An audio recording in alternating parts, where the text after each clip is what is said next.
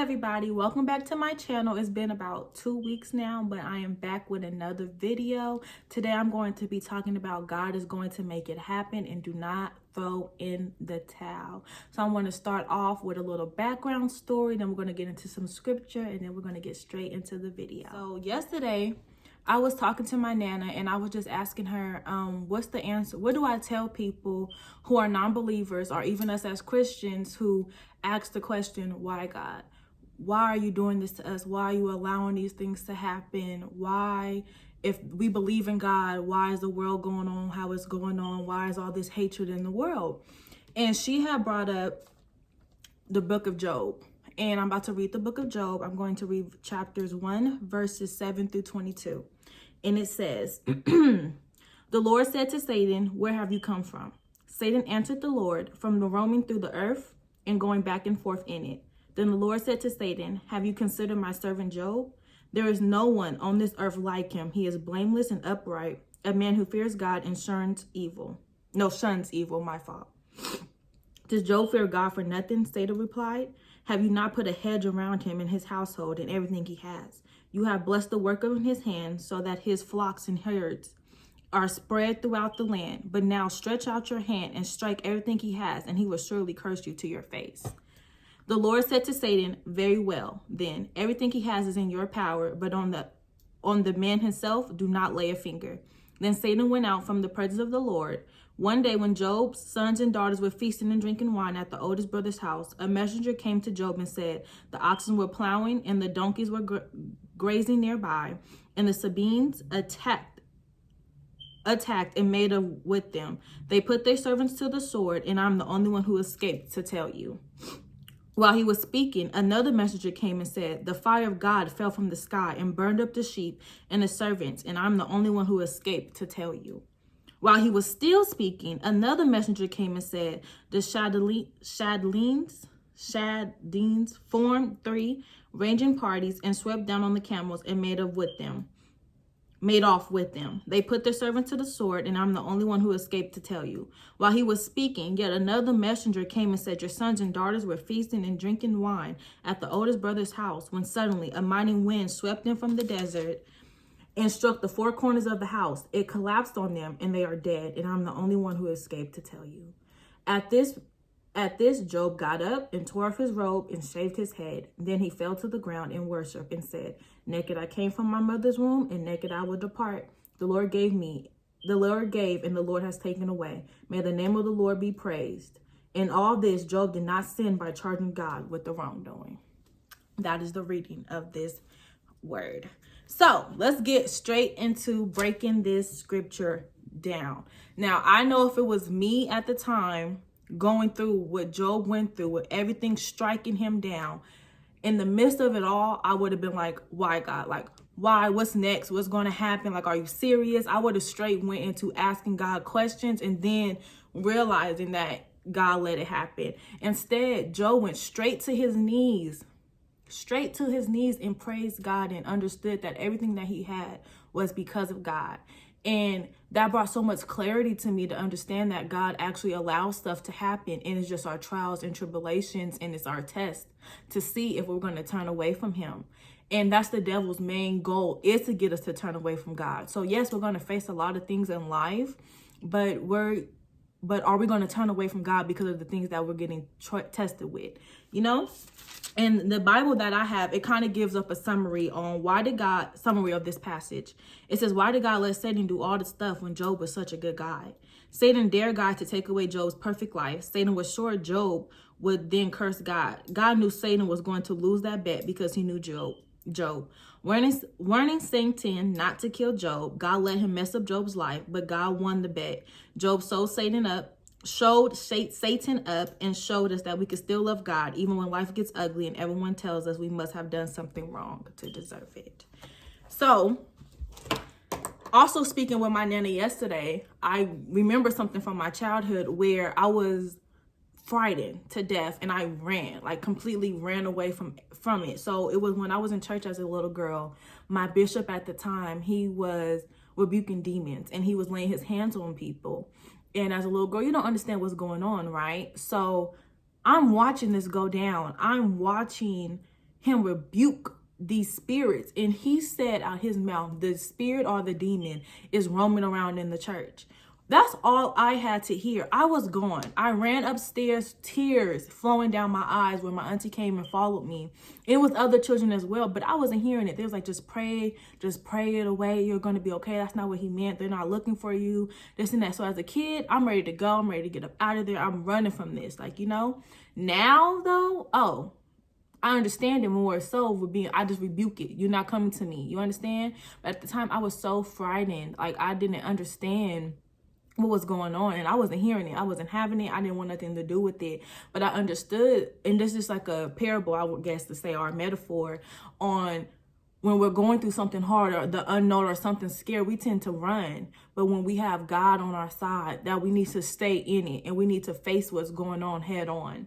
So also, I wanted to break down a little bit about God is going to make it happen, and don't throw in the towel. That's my main message for today, is basically saying that we all are going through trials. We're all going to get tested every single day. We're going to get tested on anything that you can imagine. Things that you will never expect happen to you, that will happen to you, is going to happen to you. But are we going to turn away from God and not be obedient to God?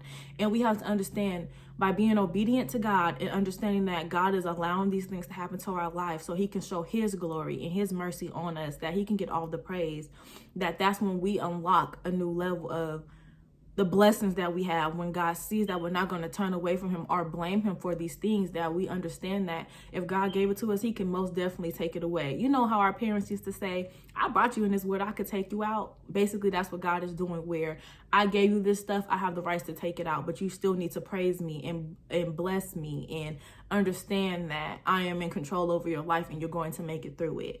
So in this type of season, when you're going through trials or you're waiting for something from God, it can be definitely hard to not question God. Like, God, why do I have to keep going through this? Why am I faced with these things on the daily?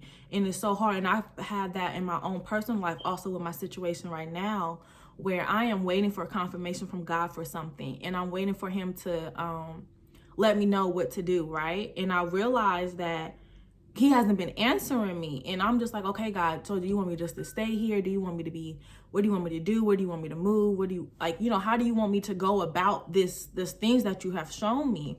And I had went into the season without even realizing that I was starting to move off of fear. And when I say I was moving off of fear, like, God has shown me a glimpse of my future.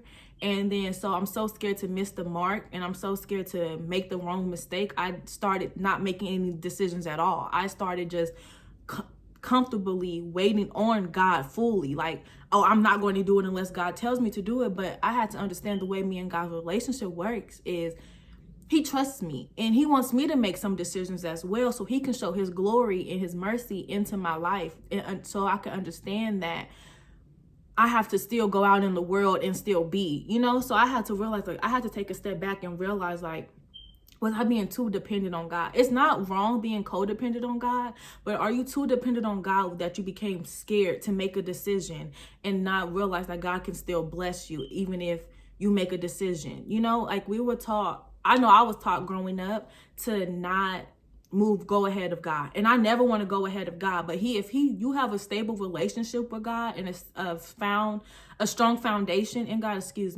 foundation in God and relationship with God, you should be comfortable knowing that you're not going to make too bad of a mistake when you're making your decision, that you will be okay, and that he will still be able to show you his grace and his mercy. So you have to go out there and trust in God and not be fearful and blame him for you being stuck, or you feel like there's nowhere else for you to go, or things keep happening to you. Yes, things are going to continue to happen to you, but what are you going to do about it?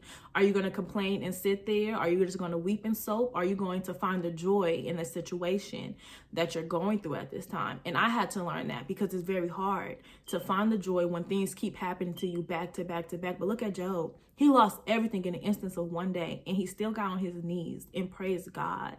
And how do we get to that level of understanding that there is blessings at the end of the storm, that the materialistic and stuff in life doesn't matter? You know, that's what I'm here to tell you, that God is still going to make it happen. You might be going through things. You might be troubled. You might your kids might be acting up. You know, you might just keep losing jobs. I don't know what you're going through. Whatever trial God is giving you.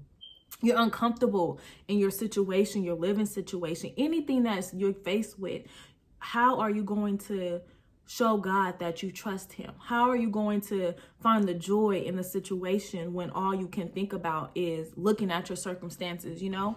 When you have to look past that and just put your faith back into God. So that's all I'm here to tell you. Don't throw in the towel. Keep pushing forward, keep trusting in God, and understand that you're not the only one going through these trials and tribulations. It's really good to have a good circle around you as well. Before I go, I wanted to touch on this real quick, where it don't always have to be a Christian circle, but you have to be equally yoked. Like, you don't want to say that you call your homegirls with an issue with your marriage or relationships or something, and they're not equally yoked with you in the spirit. They're going to give you the wrong advice. They're going to tell you to act up. They're going to tell you to tear stuff up. They're going to tell you to use your anger. But if you have the right circle around you, they're going to break it down for you in the correct way that's going to feed your spirit as well. And you're going to have a better understanding. So when you're going through these trials and tribulations, I say that it's good for you to find your circle. It's good for you to find a group of people that you can trust and lean in, that's not going to give you the wrong advice, because sometimes people don't even realize that they're leading you down to like hit a brick wall, you know, because they don't understand how connected you are to your spirit, in that they're not so connected to their spirit or Christianity or God or Jesus, whoever, you know, whoever they believe in, that they're going to give you advice from the flesh. And when you get advice from the flesh and you start acting out in your flesh, that's completely wrong. So I had to reevaluate my circle and get wisdom people around me to give me advice. Like, now I don't take advice from everybody. I don't let everybody in or speak over my life, because I don't want the wrong things being told to me, and I take that home and I'm starting to act a certain way. So I really listen to my elders a lot now. My Nana is one of those big people that I can call on, and she ministers to me every single day. Her friends, she got her circle strong. So I just look at her example of her sisters that she has, like her older group, and how they feed into one another. They don't get off the phone call without talking about God or Jesus. And that's what I want. That's what I want, the type of friendships where we find the good in the situation or understand that it's bigger than us, you know? So when you're going through these things, if you don't have that circle to feed off on, journal it. Pray about it to God, and just thank him that what you're going through, that you have at least him to turn to, you know, because at the moment you might not have those people, but they're coming. If you pray for God to give you that circle, they're going to come. So just stick in there. Don't throw in the towel. Everything's going to be okay. Just remember that. Give God the praise in any circumstances that you're in, and that he's going to see you through. All right, this was quick. This was kind of a little bit better. I like it this way. I'm going to do a little bit more videos, more so like this. I keep saying that in every video, but I really am. I'm going to learn a little bit more, bringing more scriptures and Bible verses into my speakings, and just understand trials produce your faith. We're going to get stronger together. We're going to get through this life together. So I'm always here for you guys. I love you guys. You guys stay prayed up and understand that you're not alone. Bye.